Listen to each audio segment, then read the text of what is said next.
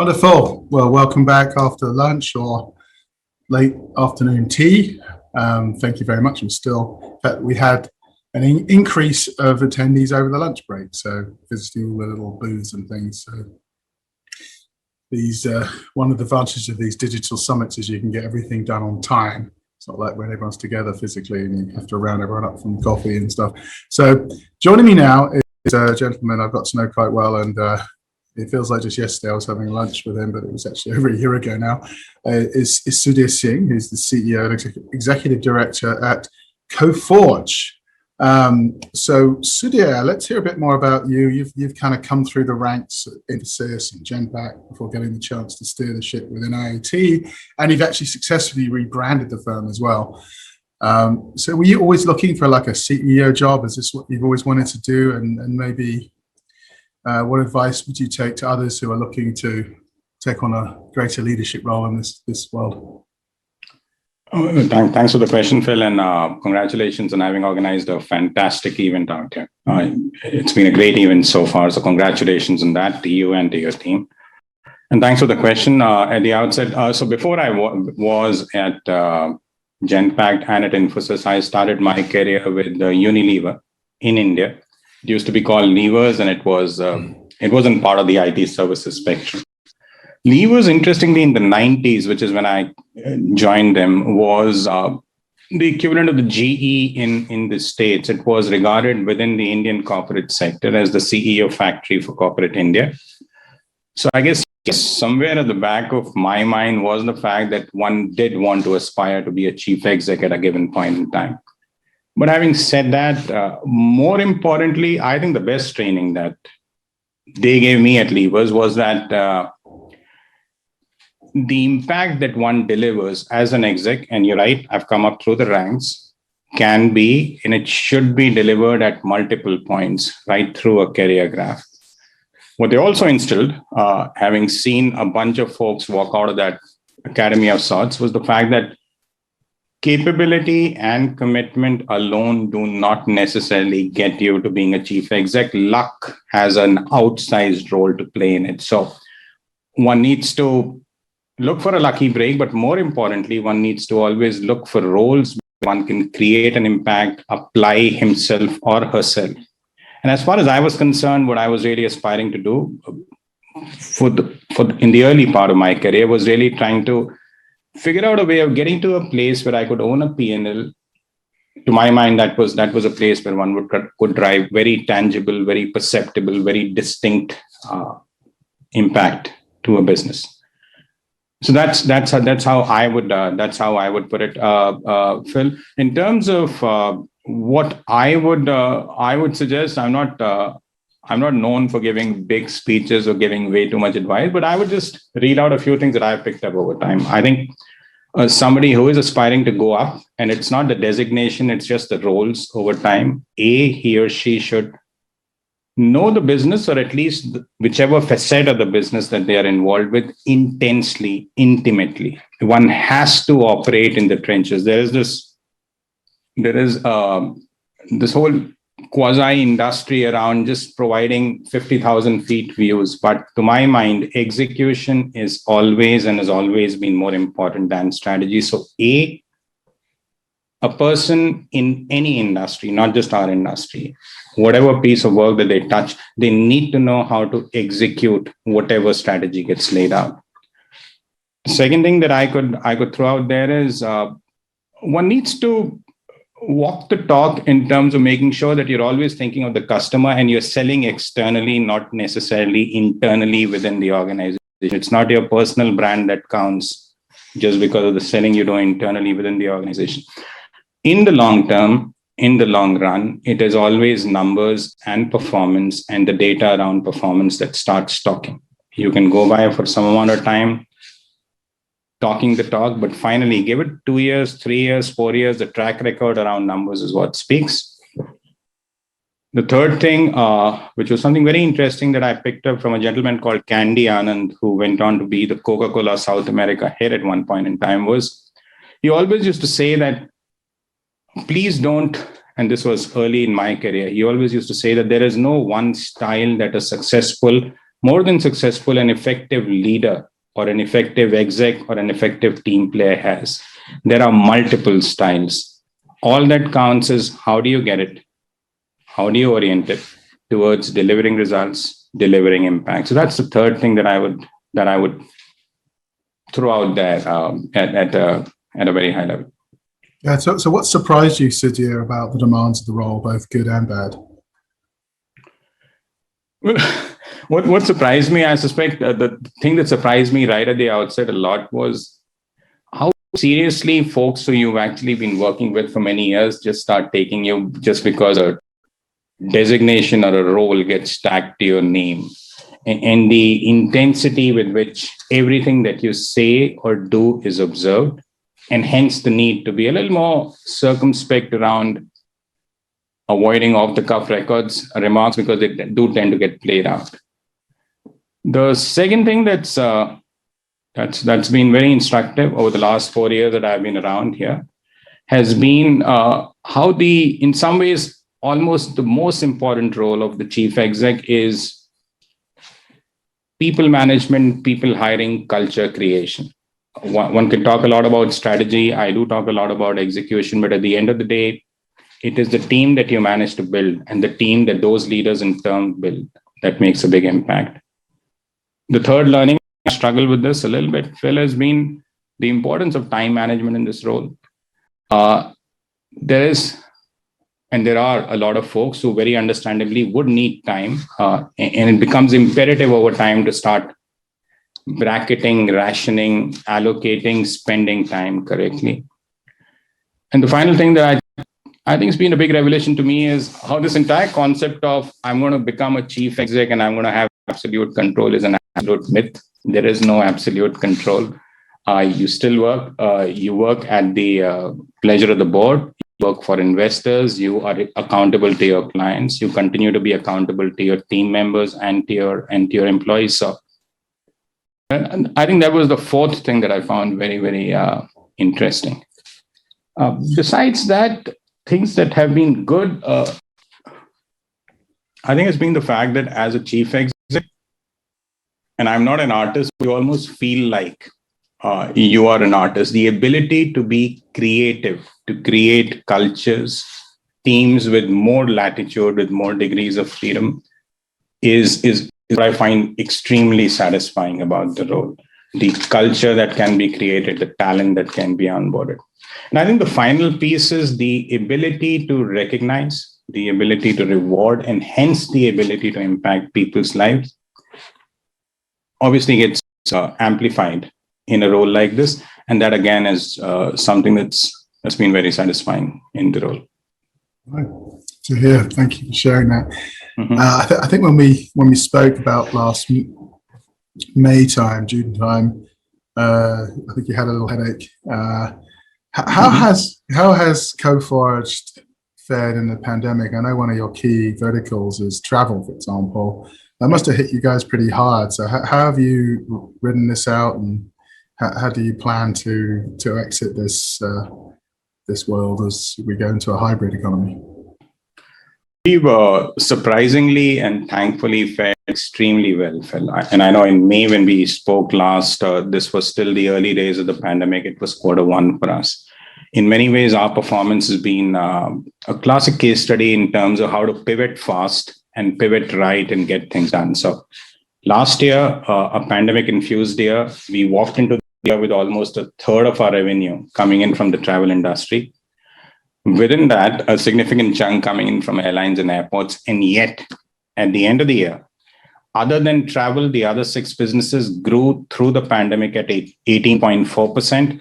The whole firm, including the travel business, which was about a third of our aggregate revenues, grew 6% through the year. So it's been a very satisfying year. More than that, the second, third, and fourth quarters, the quarter after I spoke with you, the travel business actually is taken off. So if you look at travel tech, travel spend on the technology side, it took a hit in Q1. The industry obviously is possibly going to take a few more quarters to revive, but the travel tech spend has come back and has come back very, very fast. If you look at just the travel vertical of Coforge, I believe in the last 3 quarters, we've had a quarter in which we grew 10% sequentially, another one in which we grew 7.5% sequentially. So where we are from the current vantage for the current year, I've already called out that this year, FY22 for us, we expect travel to be the fastest growing vertical for the organization and to lead growth. So that's one facet of how we handle it. The second thing that the pandemic almost forced us to do was to recognize that we need to start getting into other verticals with speed. We've always talked about it, but you really need that. You need an external push. You need something that's almost an existential crisis to push you along that dimension. So we went into high-tech manufacturing and healthcare. Now, if you look at us today, high-tech and manufacturing now is 10% of our global revenues. Travel is 19%. Retail and healthcare is 7%. So those businesses got built up. And that's what resulted in a very strong exit ramp for us last year into the current year. This year, I've called out in general after the last call that we expect to grow at least 17% as an organization. And on a pro forma basis, and you know us for a very long time, Phil, on a pro forma basis, that land us at least at an $820 million, which I think is a pretty big number compared to the $400 million I spoke to you 4 years back. So that's how we've been able to tackle the travel issue, getting out into other verticals. Even within travel, we focused on logistics, we focused on travel tech, we focused on travel platforms, and there's a boatload of very interesting work that's being done there. Travel in general, if I look at the 3 material engagements that have come our way over the last 2 quarters, there is significant spend that's getting directed to security, to contactless payments, contactless, just the intelligent airport, contactless travel through an airport, and to cloud as well. So interesting times, started out being a very challenging time, left us with a very, very strong growth ramp and very definite growth for last year. And it also had us start thinking about inorganic aspects to our growth. So last quarter, as you're aware, Phil, we closed a very large BPM acquisition, which was SLK Global. We're now into month 3 of that acquisition. And that was, again, a prod that we got because of the pandemic coming in, the big exposure to travel, the need to manage that exposure and yet to continue the growth. That's how I would characterize it, Phil. Right. That's very well articulated on how you actually ended up growing an industry in distress, because there's the reinvesting and technology is key to a lot of these areas. So you did a rebrand from a very traditional brand in NIIT Technologies, and you chose the name Coforge, and you did this during a pandemic. Not many firms of service providers in particular have braved a rebrand, but how challenging has this been, and what was the passion behind the name and stuff? So in retrospect, we did some of the most exciting things that we've done over the last decade through the pandemic. And rebranding, you're absolutely right, was one of them. We chose Coforge, and I remember we talked about it in May as well, because to us, that name connotes working together to create lasting value.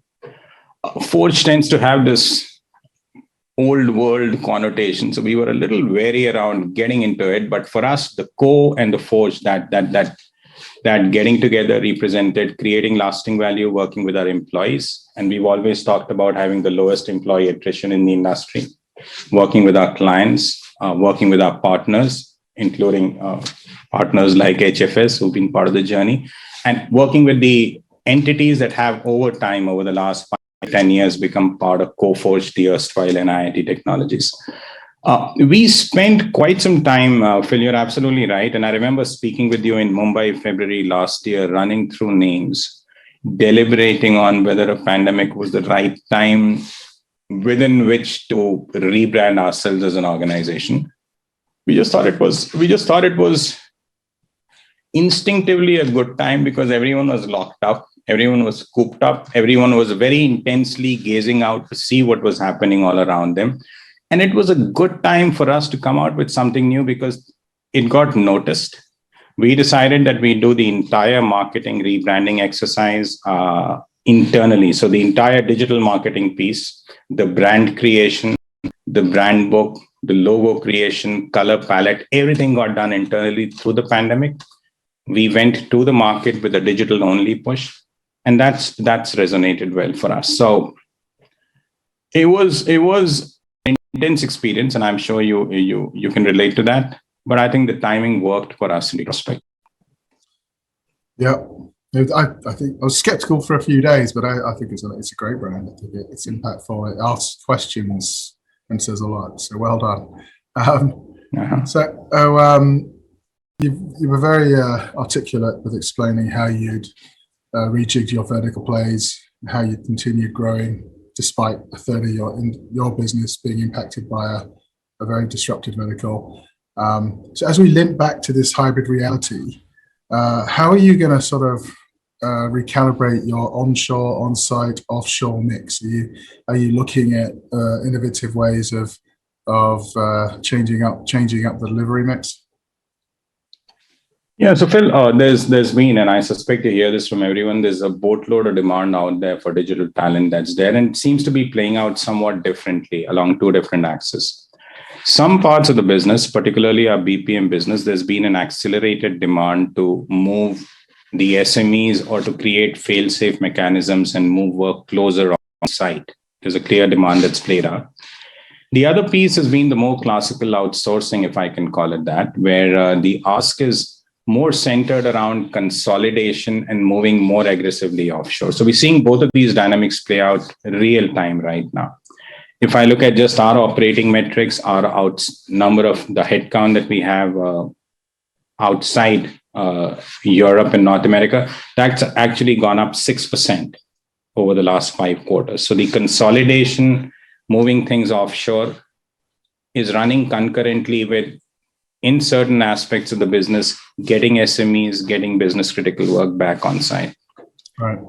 We have, as a consequence, approached this with under a dual track, right? What we've done on site is we are not just localizing, we are setting up on-site operating centers, and for a firmer size with a lot of speed and with a lot of scale. So if I look at North America, we have 4 operating centers that are now in operation. And half of them have come up through the pandemic. We've got a center in Boise, Idaho. We've got a center in Augusta, Georgia. We've got an interesting center in Las Vegas, Nevada. And we've got a center in Toronto, Canada. We've done the same thing in Europe. We opened a center over the last 15 months in Krakow.